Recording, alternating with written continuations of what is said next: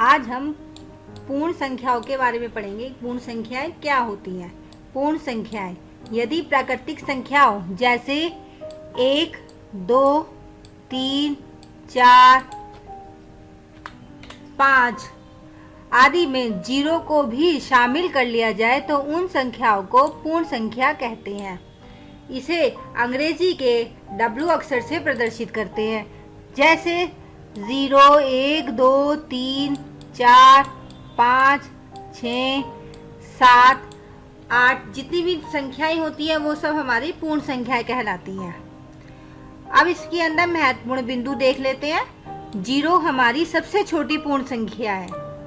सबसे छोटी पूर्ण संख्या कौन सी होती है? 0। और कोई भी पूर्ण संख्या सबसे बड़ी पूर्ण संख्या नहीं होती है। जैसे अगर हम कहते हैं 100 सबसे बड़ी संख्या है तो उससे बड़ी पूर्ण संख्या 101 हो जाएगी, या मैं कहती हूँ 999 सबसे बड़ी संख्या है लेकिन हमें इससे बड़ी 1000 संख्या मिल जाएगी।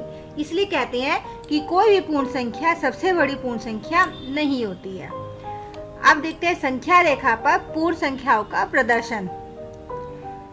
संख्या रेखा पर 0 से प्रारंभ करके समान दूरी पर पूर्ण संख्याएं प्रदर्शित की जाती है। यहाँ नीचे एक संख्या रेखा दी हुई है।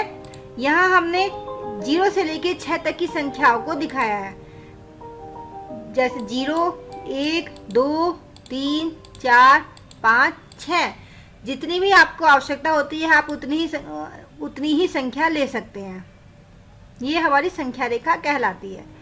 अब जानते हैं क्रमागत पूर्ण संख्याएं। क्रमागत पूर्ण संख्याएं क्या होती है?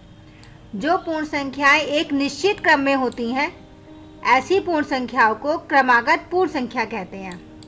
दो क्रमागत पूर्ण संख्याओं का अंतर सदैव 1 होगा। अब मैंने यहाँ पर उदाहरण से समझाया है। यहाँ पर एक ग्रुप में संख्या लिए हैं हमने 2, 3, 4। दूसरे ग्रुप में लिए हमने 13, 14, 15। तीसरे ग्रुप में लिए हमने 55, 56 और 57।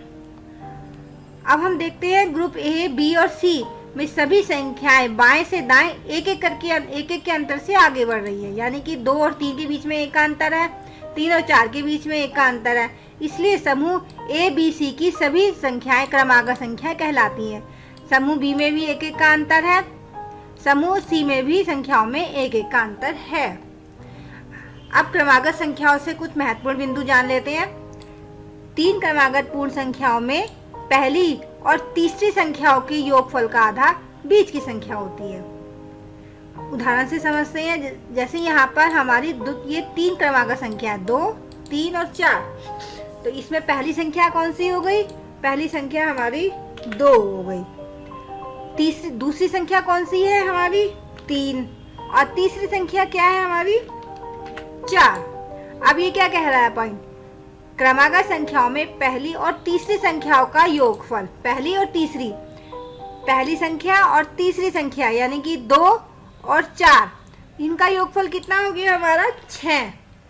और इन योगफलों का आधा बीच की संख्या होती है। यानी कि पहली संख्या प्लस तीसरी संख्या का आधा हमारा दूसरी संख्या हो गई।